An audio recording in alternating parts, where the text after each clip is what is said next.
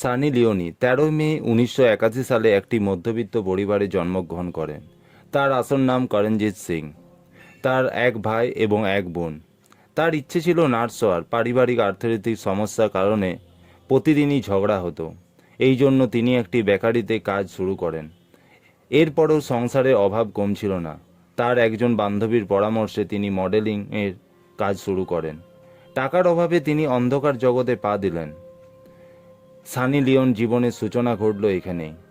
তার ছোট ভাই ছাড়া পরিবারের কেউই জানত না এই মডেলিংয়ের কথা।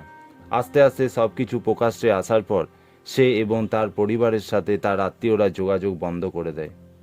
প্রথমে তিনি লেসবিয়ান ছবিতে কাজ করা শুরু করেন। একজন ছেলের সাথে রিলেশনশিপে জড়িয়ে যান।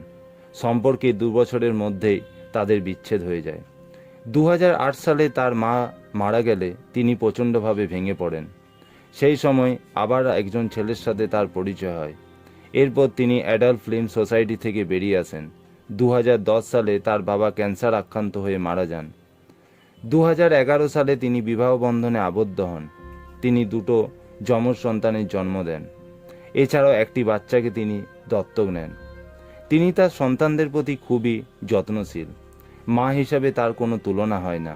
ব্যাকআপের পর যে মানুষটির সাথে তার পরিচয় হয়েছিল তার নাম হলো ড্যানিয়েল। এই বিচ্ছেদের যুগে দাঁড়িয়েও তারা ১৩ বছর একসাথে আছে। নিঃসন্দেহে তিনি একজন ভালো স্ত্রী এবং দায়িত্বশীল মা।